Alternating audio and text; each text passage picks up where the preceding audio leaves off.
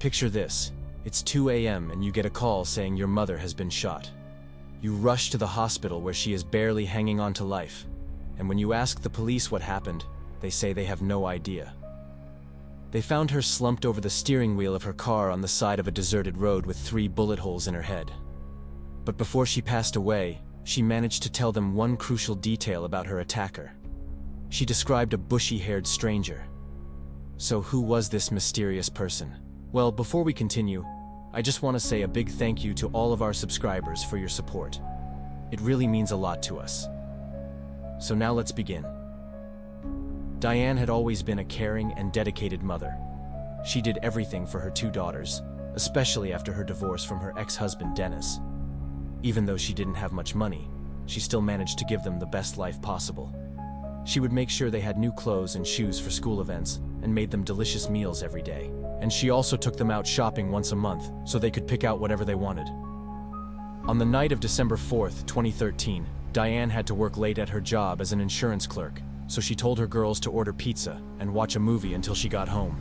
After her shift, she decided to run a few errands and then went to Walmart to buy some Christmas presents. But when she returned home around 10 p.m., she noticed that her daughters weren't in bed yet. She walked into the living room and yelled at them, telling them that they were supposed to be asleep by 9 p.m. But instead of apologizing, they started arguing with her. So she sent them to their rooms and locked the door behind her.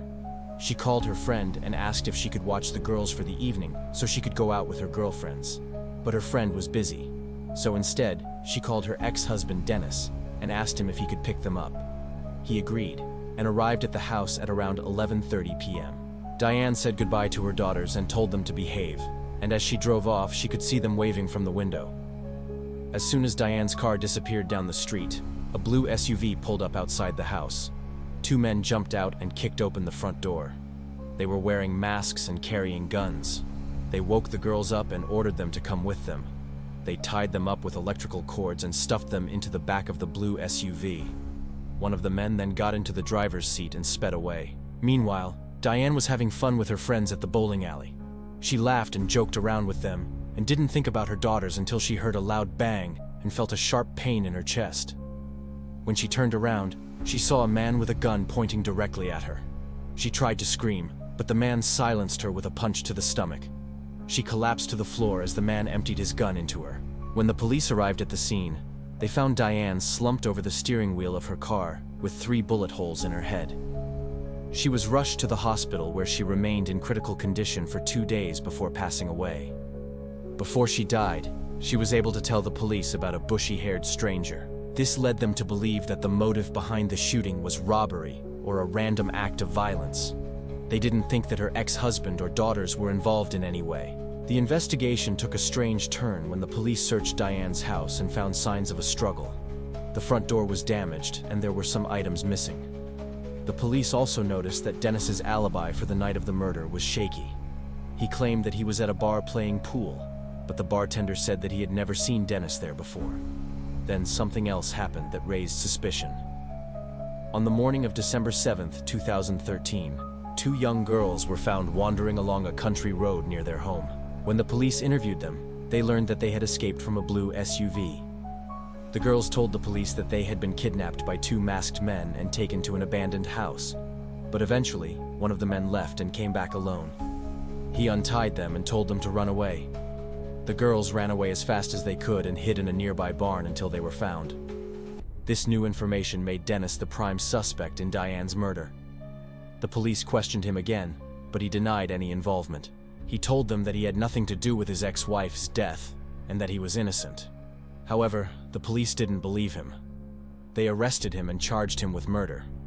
But what her surviving daughter revealed in court changed everything. Dennis was nervous as he sat in the courtroom waiting for the trial to start. He had pleaded not guilty, but deep down he knew that he was guilty. He had planned to kill Diane and collect on her life insurance policy. But he never thought that his actions would be caught on camera. The prosecution presented their case first, starting with the testimony of the surviving daughter. She told the court how she and her sister had been kidnapped by 2 masked men and taken to an abandoned house. She described how they had been tied up and tortured, and how they had watched in fear as the men argued over what to do with them. Then she told the court about the man with the bushy hair, how he had come back alone and untied them before letting them go.